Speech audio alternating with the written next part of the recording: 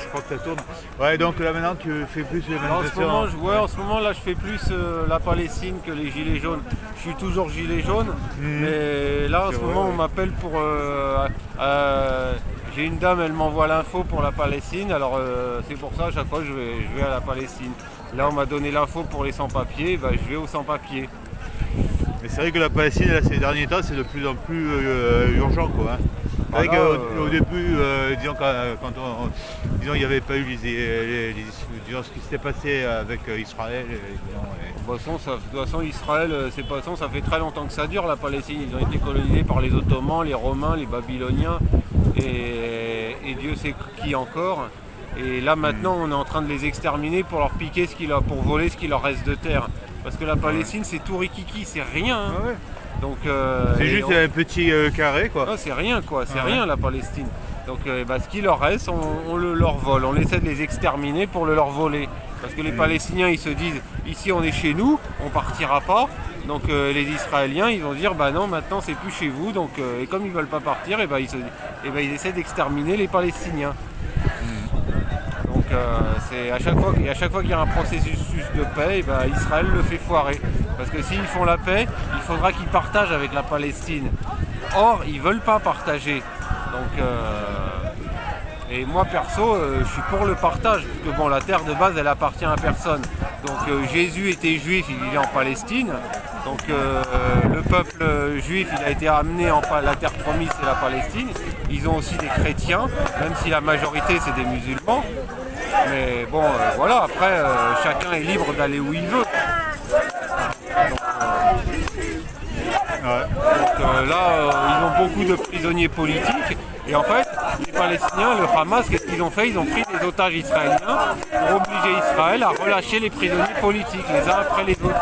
Il y avait même une très jeune fille à elle, une blonde, elle avait mis une gifle à un soldat israélien et ils l'ont incarcérée, ils l'ont relâchée, je crois. Et déjà, elle avait grandi, elle avait plongé sa croissance. Je ne sais pas quel âge elle a maintenant, donc... mais oui, c'est... Mais par contre, c'est vrai que le rapport entre, souvent, quand on évoque la légitime défense, normalement en France, légitime défense, quelqu'un t'agresse, tu te défends. La légitime défense, elle existe dans le monde entier. Sauf qu'en France, c'est écrit dans la loi, même si c'est pas appliqué, toute riposte doit être proportionnée à l'attaque. Le fautif, c'est celui qui a tapé le premier. En général, si je suis armé d'un fusil de chasse ou même d'un AK-47, je tire sur un policier, le policier il a même pas le droit de tirer en l'air sans une bonne raison. Si je tire le premier, c'est moi qui suis fautif, le flic il me descend, là c'est de la légitime défense. Mais si le flic il me tue sans raison valable comme il a tué Naël à Nanterre, là c'est le flic qui est en tort. Il n'y a pas de légitime défense. Par exemple, aux États-Unis, il n'y a pas de proportion à la légitime défense.